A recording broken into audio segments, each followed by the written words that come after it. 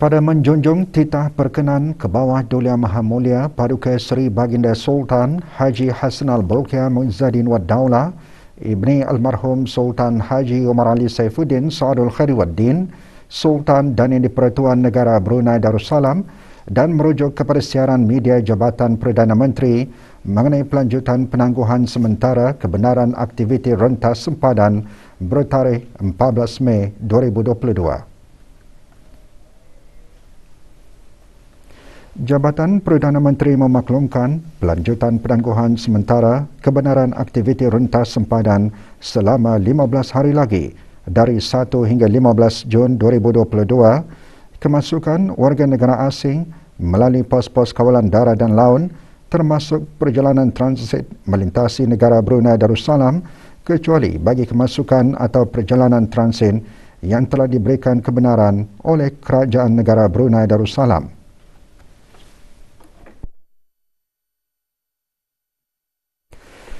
Kemasukan dan perjalanan transit melalui negara Brunei Darussalam hanya boleh dipertimbangkan bagi kenderaan-kenderaan yang mempunyai permit lintas batas dan penyata kebenaran transit yang dikeluarkan oleh Kerajaan Negara Brunei Darussalam dengan jaminan atau sokongan daripada pihak berkuasa negara yang berkenaan dengan dikenakan syarat dan prosedur kemasukan yang sedia ada bagi tujuan atas urusan rasmi kerajaan, persekolahan, perkhidmatan kecemasan seperti ambulans, polis dan tentera dan vaccinated transport operators yang berdaftar di luar negara dengan permit lintas batas yang dikeluarkan oleh Kerajaan Negara Brunei Darussalam bagi penghantaran bekalan import yang penting.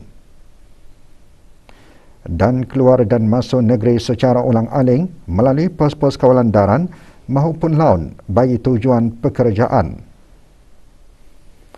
Syarat-syarat bagi pertimbangan keluar masuk yang dinyatakan di atas adalah tertakluk kepada penelitian Jawatankuasa Pandu COVID-19 dari semasa ke semasa. Bagi sebarang maklumat lanjut dan terperinci, layari laman sesawang Jabatan Perdana Menteri www.pmo.gov.bn/travel portal atau hubungi travel hotline di talian 120 semasa waktu bekerja atau email kepada travelapplication@jpm.gov.bn.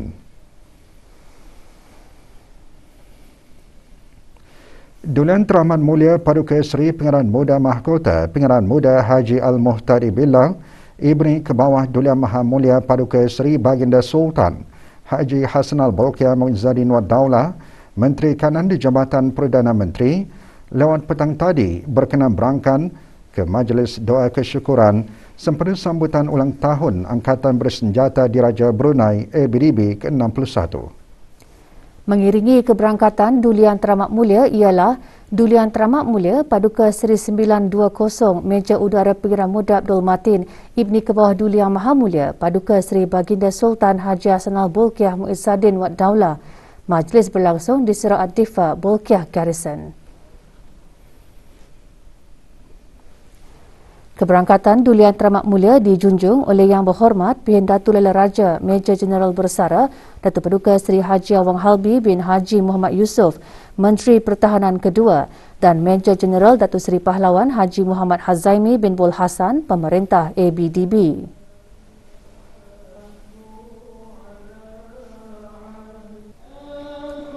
Majlis dimulakan dengan bacaan ayat suci Al-Quran oleh Soldadu Muhammad Zainul Arifin bin Haji Haminuddin.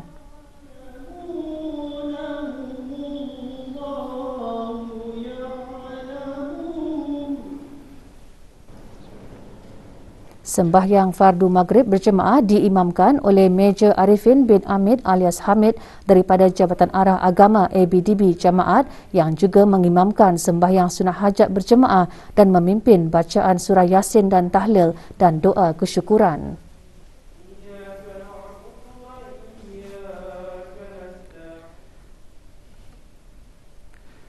.306 kes baharu jangkitan COVID-19 dilaporkan di negara Brunei Darussalam, iaitu 304 kes hasil ujian ART dan 2 kes hasil dari ujian makmal RT-PCR. Jumlah keseluruhan kes pula 143,395. Perkara tersebut dimaklumkan oleh Yang Berhormat Datuk Seri Setia Dr. Haji Awang Mat Isham bin Haji Jaafar, Menteri Kesihatan, pada sidang media situasi terkini jangkitan COVID-19 petang tadi di Dewan Al-Afiah Kementerian Kesihatan.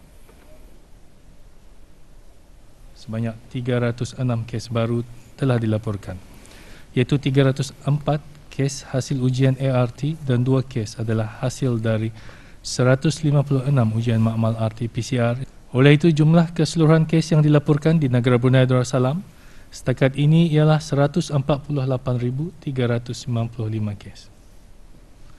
Statistik harian COVID-19 yang lain pula adalah seperti berikut. Tidak ada kes yang dikategorikan dalam kategori 5, yakni mereka yang memerlukan rawatan di unit rawatan intensif ataupun ICU. Manakala satu kes masih berada di kategori 4, yakni mereka yang memerlukan bantuan oksigen dan di bawah pemantauan rapi. Sebanyak 233 kes telah disahkan sembuh yang membawa jumlah kes yang sembuh kepada 146,639 kes. Jumlah kes aktif pula ialah sebanyak 1,533 kes, iaitu 5 kes sedang dirawat di hospital, manakala 1,528 kes sedang menjalani pengasingan diri di rumah. RM290,007.08 diterima hasil kutipan wang zakat fitrah secara dalam talian yang dilaksanakan oleh Majlis Ugama Islam Brunei MUIB melalui BIBD QuickPay, Taib Zakat Fitrah Online Banking, e-Zakat DST dan Progressive Pay. Sehubungan itu, pagi tadi diadakan majlis penyerahan hasil kutipan wang zakat menerusi perkhidmatan tersebut di Kementerian Hal Ehwal Ugama. Penyerahannya diterima oleh Yang Berhormat Pihin Udana Khatim Datuk Peruka Seri Setia Ustaz Haji Awang Badruddin bin Pengarah Datuk Peruka Haji Awang Osman, Menteri Hal Ehwal Ugama selaku Yang di-Pertua MUIB. Wang zakat berkenaan akan diagihkan kepada golongan asnaf zakat yang berhak menerima di negara Brunei Darussalam. Antara yang hadir, Pengeran Datuk Seri Peruka Haji Bahrom bin Pengeran Haji Bahar, Timbalan Menteri Hal Ehwal Ugama selaku Naib Yang di-Pertua MUIB.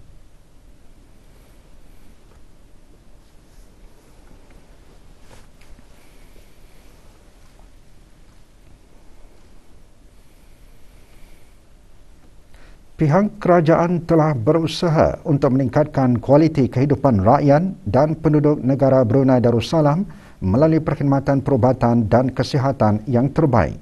Menteri Kesihatan menggariskan perkara tersebut semasa sesi perjumpaan dan dialog bersama para penuntut dan pegawai dalam bidang perubatan, pergigian dan profesional kesihatan bersekutu.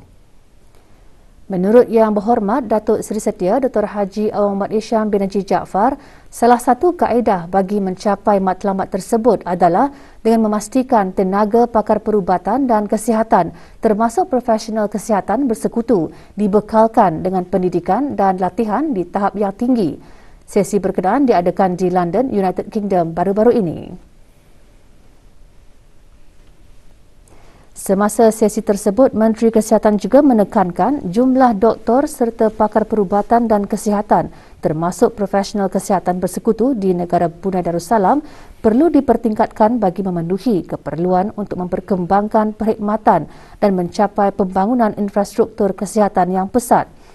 Justru, Kementerian Kesihatan berharap para penuntut yang telah menjalani pembelajaran dan latihan untuk kembali bertugas dan menyumbangkan khidmat di negara Brunei Darussalam. Juga dibincangkan cabaran sistem kesihatan di masa depan, laluan kerjaya dalam bidang kepakaran dan peluang latihan dalam perkhidmatan. Juga hadir Tuanan Terutama Laksmana Pertama Bersara Pengeran Datuk Seri Pahlawan Nur Azmi bin Pengeran Haji Muhammad Pesuruhjaya Tinggi Negara Brunei Darussalam ke United Kingdom.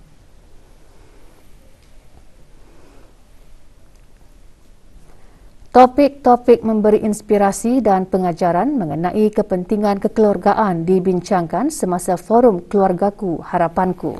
Perincian mengenai bahan beritanya menyusul seketika nanti. Teruskan bersama Berita Perdana.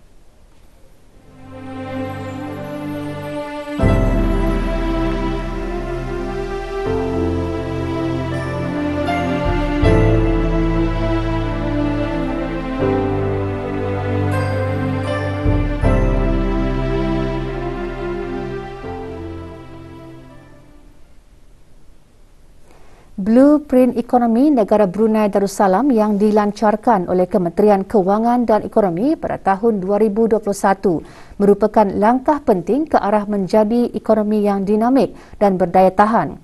Menteri di Jabatan Perdana Menteri dan Menteri Kewangan dan Ekonomi kedua menggariskan perkara tersebut semasa Forum Ekonomi Pertubuhan Perniagaan Brunei Perancis FBBA bertajuk What is the Economic Blueprint for Brunei? A dialogue with Minister at the Prime Minister's Office and Second Minister of Finance and Economy. Yang berhormat Datuk Seri Setia Dr. Awang Haji Muhammad Amin Liu bin Abdullah menambah, blueprint itu juga memainkan peranan penting merangka peta jalan industri dan pelan induk sektor utama. Forum berlangsung di salah sebuah hotel di Ibu Negara. Menteri di Jabatan Perdana Menteri dan Menteri Kewangan dan Ekonomi kedua juga mengongsikan mengenai 6 aspirasi blueprint ekonomi negara Brunei Darussalam. Ketika negara sedang menerima pakai norma baharu, Menteri di Jabatan Perdana Menteri dan Menteri Kewangan dan Ekonomi kedua juga berkongsi pandangannya mengenai bagaimana negara Brunei Darussalam terus menarik pelaburan langsung asing FDI bagi meneruskan aktiviti perekonomian di negara ini.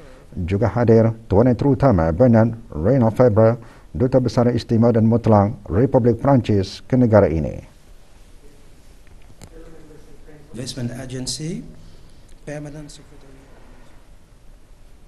Kerajaan ke bawah Duli Yang Maha Mulia Paduka Seri Baginda Sultan dan Yang di-Pertuan Negara Brunei Darussalam dan Kerajaan Republik Singapura hari ini menandatangani memorandum persefahaman MOU dalam bidang digital cooperation bagi meningkatkan kerjasama digital antara kedua-dua negara. Bidang kerjasama MOU tersebut antaranya meliputi aktiviti pertukaran maklumat, kepakaran teknikal dan amalan terbaik dalam bidang yang mempunyai kepentingan bersama. Penandatanganan MOU ini merupakan acara sampingan semasa Asia TechX ATXSG Summit yang akan berlangsung dari 31 Mei 2022 sehingga 3 Jun 2022. Majlis penandatanganan tersebut berlangsung di Kementerian Komunikasi dan Penerangan Republik Singapura. Menandatangani bagi pihak kerajaan ke bawah Duli Yang Maha Mulia Yang Berhormat Datuk Seri Setia Awang Abdul Muttalib bin Pin Orang Kaya Seri Setia, Datuk Paduka Haji Awang Muhammad Yusof, Menteri Pengangkutan dan Infokomunikasi, manakala Kerajaan Republik Singapura diwakili oleh Puanan Terutama Josephine Teo, Menteri Komunikasi dan Penerangan Republik Singapura. Menteri Pengangkutan dan Infokomunikasi juga mengadakan perjumpaan muhibah kepada Menteri Komunikasi dan Penerangan Republik Singapura bagi membincangkan bidang-bidang yang mempunyai kepentingan bersama dua hala, serantau dan antarabangsa.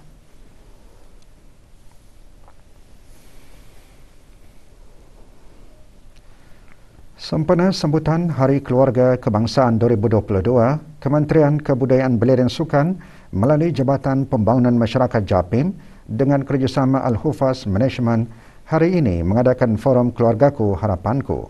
Forum yang diadakan secara maya itu disertai oleh lebih 300 orang. Antara yang menyertai Yang Berhormat Major Jeneral Bersara Datuk Perka Seri Awang Haji Aminuddin Ehsan bin Pihin Orang Kaya Saiful Mulk Datuk Seri Paduka Haji Abidin, Menteri Kebudayaan Belia dan Sukan. Forum membawakan tajuk Biar Hilang Mobile, Jangan Hilang Keluarga. Forum merupakan sebuah platform majlis ilmu yang diadakan setiap tahun sempena sambutan Hari Keluarga Kebangsaan yang membincangkan topik-topik yang memberikan inspirasi, pengajaran dan ilmu pengetahuan kepada orang ramai mengenai kepentingan kekeluargaan.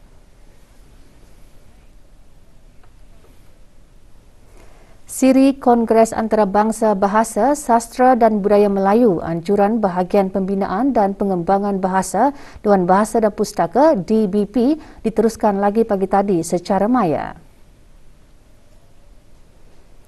Antara yang menyertai Yang Berhormat Major Jeneral Bersara Datuk Paduka Seri Awang Haji Aminuddin Ehsan bin Pin Orang Kaya Saiful Mulk Datuk Seri Paduka Haji Abidin, Menteri Kebudayaan Belia dan Sukan.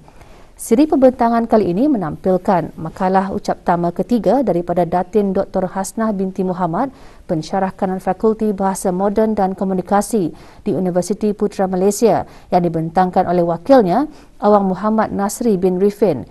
Antara yang dihuraikan, pengenalpastian nama biasa yang digunakan dalam merujuk atau menggambarkan sesuatu organisme berdasarkan bahasa biasa.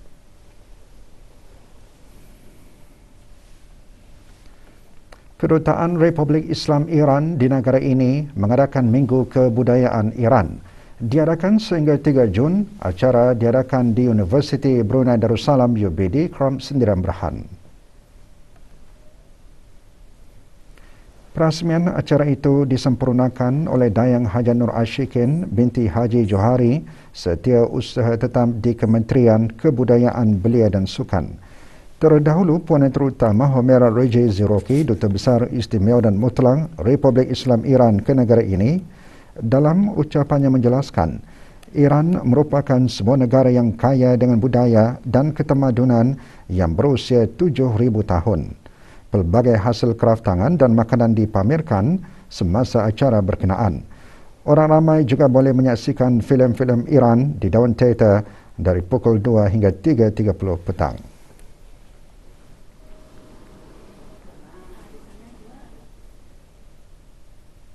Program inovasi produk Satu Kampung Satu Produk Daerah Tutong yang diadakan selama 4 hari berakhir dengan majlis penyampaian sijil kepada para peserta. Majlis berlangsung pagi tadi di Dewan Kediaman Rasmi Pegawai Daerah Tutong. Penyampaian sijil disempurnakan oleh Awang Haji Amirul Hafidzin bin Haji Muhammad, pemangku Pegawai Daerah Tutong, dengan tema ke arah inovasi produk yang inklusif. Program antara lain bertujuan bagi memartabatkan jenama produk 1K 1P sebagai produk keluaran tempatan yang unggul dan berkualiti tinggi.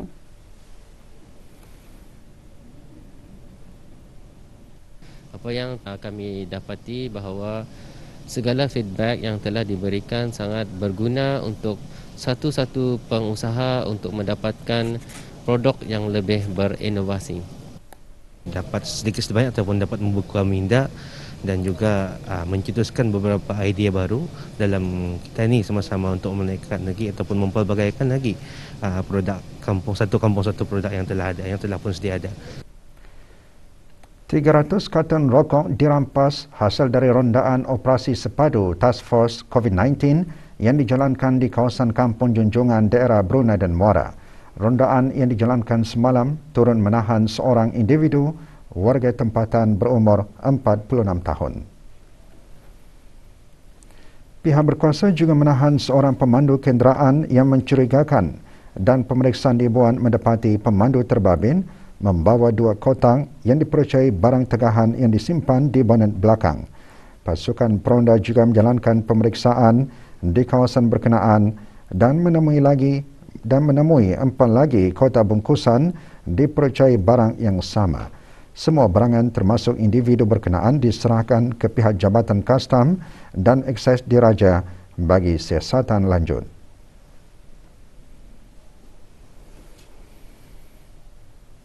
Sepanjang acara Brunei Mid-Year Conference and Exhibition 2022 MYCE, Pusat Pendermaan Darah Hospital Raja Isteri Piranak Saleha akan mengadakan kempen-kempen derma darah.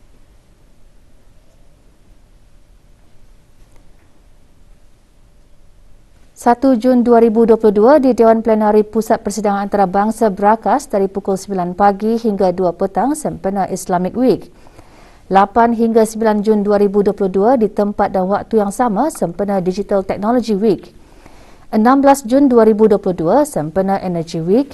23 Jun 2022 sempena Climate Change Week dan 30 Jun 2022 sempena Economy Week. Pusat Pendermaan Darah Hospital Raja Isteri Piranak Saleha juga akan mengadakan kempen derma darah sempena memperingati penubuhan Jabatan Penerangan ke-70 tahun pada 2 Jun 2022 bertempat di Dewan Pengiran Setia Negara bangunan asal Jabatan Penerangan pukul 9 hingga 11.30 pagi. Negara Brunei Darussalam akan beralih dari fasa peralihan monsun ke monsun barat daya yang dijangka berterusan sehingga bulan September. Pada musim barat daya, keadaan atmosfera pada kebiasaannya adalah agak stabil dan aktiviti kejadian ribut petir menjadi berkurangan. Sekitar bulan Ogos, kebiasaannya negara ini akan mengalami keadaan berjerubu disebabkan oleh cuaca kering di rantau Asia Tenggara. Berpandukan pada beberapa model iklim antarabangsa, jumlah turunan hujan bagi bulan Jun dijangka berada dalam lingkungan sedikit di bawah normal. Manakala bagi bulan Julai dan Ogos, turunan hujan dijangka berada dalam lingkungan sedikit di atas normal. Monsun barat daya juga selari dengan musim pembentukan sistem siklon yang aktif. Sekiranya sistem siklon dikesan, negara akan mengalami keadaan cuaca yang tidak menentu dan sekali-sekala berlaku hujan ribut petir serta angin kencang.